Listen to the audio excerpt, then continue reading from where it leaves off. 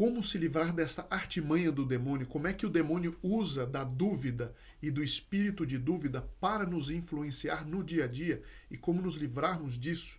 Como é que o próprio demônio pode se utilizar até de tecnologias tipo inteligência artificial para piorar esse problema? É o que nós vamos conversar hoje. Muito bom dia, meu nome é Daniel Martins, este é o canal dos Santos Anjos.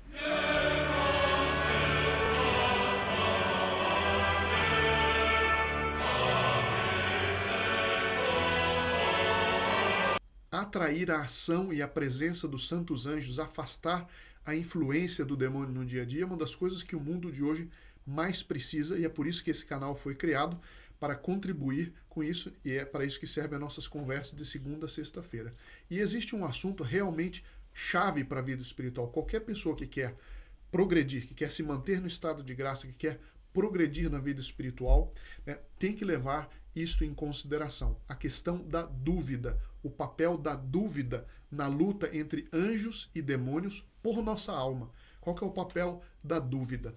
A dúvida, né, de si é uma coisa neutra. Pode ser uma coisa muito boa se a gente utiliza a dúvida bem.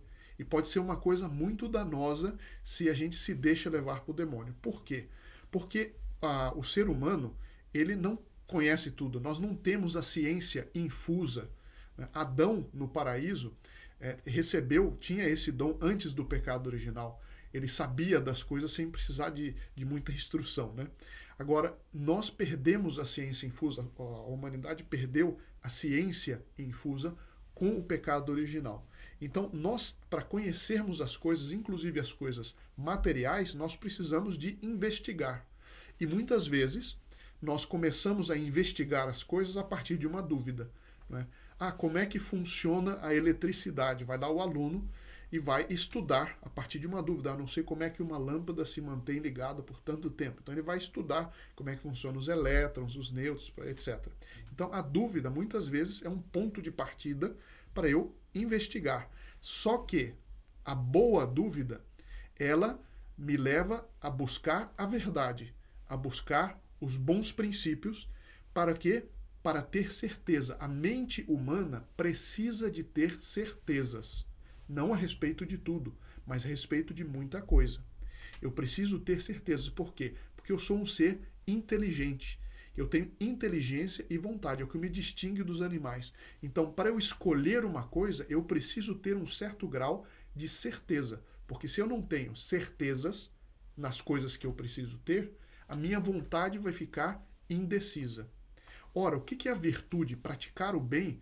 Praticar o bem é um ato de vontade. Se eu não tenho certeza, se eu não tenho convicções bem formadas na cabeça, a minha vontade vai ficar doente, a minha vontade vai ficar indecisa e se torna impossível de eu cumprir os mandamentos, de eu praticar atos de virtude.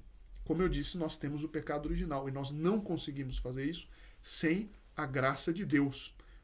É por isso que nós precisamos da graça de Deus. Só que entra algo do nosso esforço. Um esforço, inclusive, da inteligência. Mas o que você está querendo dizer? Eu estou querendo dizer o seguinte, é que o demônio, especialmente nos dias de hoje, uma das principais armas para ele conquistar as almas é a falta de certezas. É não a dúvida sadia, como eu falei, mas é o espírito de dúvida. E isso começou, assim, para simplificar, começou com a revolta de Lutero. Esse processo revolucionário nada mais é, desse ponto de vista, do que a destruição das boas certezas. Então, Deus Nosso Senhor, Ele nos revelou tudo aquilo que é necessário para nós conhecermos dele, para irmos para o céu. E essa revelação Ele fez através da Sagrada Escritura e da tradição. Então nós temos os livros sagrados inspirados por Deus, nós temos a vinda do próprio nosso Senhor Jesus Cristo, né? Deus e homem, quando ele se encarnou, se fez homem, habitou entre nós e ensinou aos apóstolos tudo aquilo que era necessário nós conhecermos sobre ele mesmo. A Santíssima Trindade, enfim, todos os mistérios da nossa fé foram revelados por Deus. Mesmo que a gente não entenda parte deles, porque eles estão acima da nossa razão, eles não são contra a razão, mas estão acima da nossa razão. Então a Santíssima Trindade, a própria encarnação, tem aspectos misteriosos, mas ele revelou que assim foi. Então, o próprio nosso Senhor Jesus Cristo que passou para os apóstolos e deu aos apóstolos essa missão de ensinarem e passarem. E nosso Senhor diz, virá o Espírito Santo e lhes lembrará tudo aquilo que eu lhes ensinei.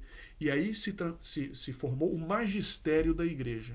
Ou seja, o magistério infalível da igreja, né, é composto por aquelas verdades que nosso Senhor ensinou aos apóstolos, eles passaram para os padres da igreja, aqueles primeiros padres. Então registraram todo esse ensino e foram passando, explicando, explicitando ao longo da sucessão apostólica para os papas, para os bispos. Então nós temos o magistério infalível da igreja, que não depende da palavra de um papa ou de um bispo, é uma entrevista num avião ou nada disso, mas esse magistério ao longo do tempo, às vezes em forma ordinária, o ensino de toda a igreja em todos os tempos, às vezes de forma extraordinária, com a proclamação de um dogma. O que é a proclamação de um dogma? Não é uma invenção da igreja, é quando já os estudos a respeito daquele ponto da revelação chegaram a um tal grau de certeza que o Papa pode, sem sombra de dúvida, e para isso assiste a graça do Espírito Santo, declarar aquela verdade como definitivamente, né, ensino da igreja.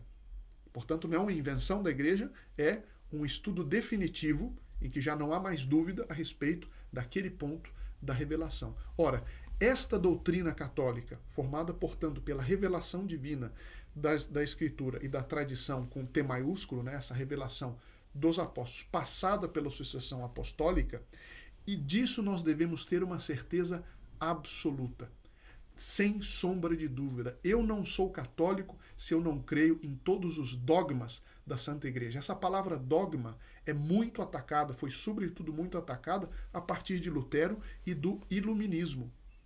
Não, tudo é dogmático. Você é dogmático, hoje virou uma ofensa. No entanto, o dogma é uma coisa essencial para a nossa própria estrutura mental. Nós precisamos ter verdades absolutas, e que são de fato verdades, né?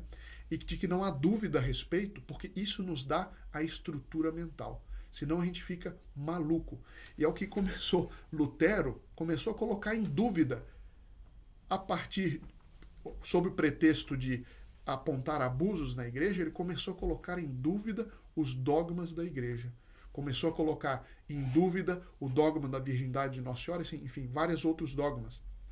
E com isso, colocar todo o sistema o sistema, digamos assim, sistema da fé, colocar em dúvida. Ele instilou no Ocidente o espírito de dúvida, por onde começar a colocar tudo em dúvida. Então, como é que é o sistema? O Papa está dando mau exemplo do ponto de vista moral. Tá vendo? Isso é uma indicação de que a igreja está errada. Então ele pegava casos particulares de pessoas da igreja que davam um mau exemplo para colocar em choque o ensino da igreja. Isso depois, com o iluminismo, um ataque sistemático, sobretudo no ensino, um ataque sistemático à Santa Igreja. Apontar erros humanos que houve, e sempre haverá, para desacreditar a instituição, desacreditar os dogmas. Então, e aí, desde então, eu, quando estava no colégio, provavelmente você que está me ouvindo quando estava no colégio, né, um ataque sistemático. Sempre a igreja está errada na história, né? Não, sempre a igreja que oprimiu, é a igreja que fez, então, as cruzadas por uma razão financeira, sempre colocando dúvida a respeito da instituição, usando falsidades, puras mentiras e, às vezes, meias verdades, erros humanos que sempre, como eu disse, sempre haverá, mas para desacreditar a verdade revelada e a igreja que é a depositária desta verdade revelada. Então nós temos uma coisa de séculos, sobretudo nos sistemas de ensino, para atacar a igreja. Pode ver, quando se trata dos muçulmanos tem sempre uma desculpa, mas quando se trata de atacar a igreja não tem poréns, é sempre ali. Eu me lembro, eu estudei na escola católica, toda aula de história, toda aula até de geografia que podia atacar a igreja era atacada.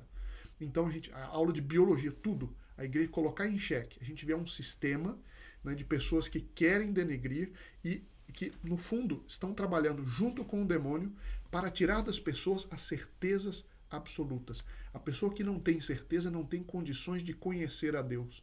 A pessoa que não tem certeza daquilo que deve ter, ela não tem condições de tomar a deliberação de seguir os mandamentos. Porque se Deus está errado, ou se a igreja está errada, por que eu vou seguir, né, um Deus que oprime, um Deus que fez tantas coisas ruins durante a história, o nome de Deus que só serve para guerras? Todos esses chavões que a gente aprende na escola, na faculdade, dia e noite. Sobretudo a partir do Iluminismo, na época da Revolução Francesa, um pouco antes. Então nós vemos um relativismo moral. Acontece que tem uma segunda coluna de certezas que, sobretudo no século XX, sobretudo a partir da década de 60, começou a ser massacrada, e que é a família. A indissolubilidade do vínculo matrimonial colocada em xeque, né? A proliferação do divórcio, do adultério, desde quando a criança é muito pequena, aquela certeza moral, aquela certeza psicológica da proteção da família que não se dissolve, né? Se a gente pega isso não como um caso isolado, mas a sociedade vivendo nesse estado, então nós vemos as crianças e os jovens que nascem sem certeza. Depois nós temos a ideologia de gênero que vem e coloca em dúvida a própria identidade biológica e genética da pessoa. Então a gente vê o demônio e seus sequazes, aqueles que fazem o papel do demônio na sociedade, numa revolução contínua para destruir na mente dos homens as certezas. A certeza se eu sou homem ou se eu sou mulher, a certeza se Deus ele é Santíssima Trindade ou não é, se Deus existe ou não existe, se a família vai durar ou não vai durar, tudo vive de incertezas. E nós chegamos hoje ao ponto da tal inteligência artificial que pode criar um vídeo, né? Parece que eu que estou falando, mas não sou eu que estou falando. Então é a verdade. Então tem muita gente escrevendo, nós estamos na época da pós-verdade. Nós estamos na época em que a gente já fica difícil saber o que é verdade, o que é o famoso fake news. Então isso tudo a gente acha que é assim, não, é só um simples desenvolvimento da sociedade. Não é. Nós vemos um esforço contínuo do demônio e de pessoas que fazem o trabalho do demônio para tirar das pessoas essa certeza das coisas. Tanto a certeza doutrinária, daquilo que é verdade, quanto a certeza moral, ou a segurança, né, e a estabilidade moral e psicológica das pessoas. Então o demônio se utiliza muito da dúvida o tempo inteiro para nos fazer escolher o que ele quer, né? O que ele propõe. Porque se é tanta confusão, eu vou procurar só aquilo que é o meu próprio prazer. E aí vem as tentações de impureza, de pornografia, etc. Agora, para o vídeo não ficar muito longo, qual que é o antídoto contra isso? Evidentemente que é formar um espírito de certezas. Nós temos que dar muita noção, sobretudo na pedagogia, sobretudo no ensino para as crianças, uma noção muito sólida dos princípios certos, daquilo que é certeza. É o senso do absoluto, aquilo que é absoluto. Muita coisa é relativa, mas aquilo que é absoluto é absoluto. Os princípios morais, o ensinamento de nosso Senhor Jesus Cristo, o ensinamento perene da Santa Igreja, porque se nós temos essas certezas, e como é que nós formamos essas certezas? Primeiro, por meio do estudo. Segundo, por meio de conversas como o que nós estamos tendo aqui. Alimentar, estudar o catecismo, alguns minutos por semana, pelo menos. Mostrar às crianças, ensinar às crianças os princípios imutáveis, a lei de Deus que não muda. Ainda que venha um papa, um arcebispo, um cardeal dizer o contrário, se eu tenho essa certeza formada pela razão, não é uma coisa assim, eu vou ter certeza porque eu sou inseguro. Não, certeza porque eu sei que Nosso Senhor revelou aquilo. Todas as fontes me mostram que Nosso Senhor revelou aquilo. Então, não tem... São Paulo diz, se um anjo descesse do céu e ensinasse o evangelho oposto ao que eu estou dizendo, que ele seja excomungado, disse São Paulo apóstolo. Quer dizer, eu tenho rochas de firmeza que ainda que alguém que tenha autoridade, mesmo eclesiástica, e diga o contrário, eu de tal maneira tenho a certeza absoluta daquilo que eu digo, não, isso é uma crise na igreja, eu não sigo isso, não é? E me mantenho fiel àquilo que a igreja sempre ensinou, que nosso Senhor Jesus Cristo sempre ensinou. Alimentar essas certezas, estudar a doutrina católica, amar a lei de Deus, não relativizar os princípios morais. Com isso eu vou formando a certeza, e São João Bosco dizia que uma das duas funções principais do anjo no dia a dia é nos lembrar dessas verdades eternas. E nós queremos fazer com esse apostolado, e aí um grande agradecimento aos membros do Grupo Apóstolos Santos Anjos que tornam isso possível, fazer esse apostolado, assim como tem gente que secunda, que ajuda a ação do demônio, nós devemos ajudar a ação dos anjos, sermos instrumentos nas mãos dos santos anjos para formarmos certezas. Né? Isso é talvez algo que você não tenha escutado até em aulas de catecismo ou em sermões, mas isso faz parte do fundamento da nossa fé, a estrutura moral do fiel, daquele que quer ser fiel, daquele que quer se santificar. Eu espero que essa reflexão lhes faça bem. Se quiserem colocar nos comentários alguma pergunta, alguma dúvida, e nós vamos tratando na medida do possível. Muito obrigado e até a próxima, se Deus quiser.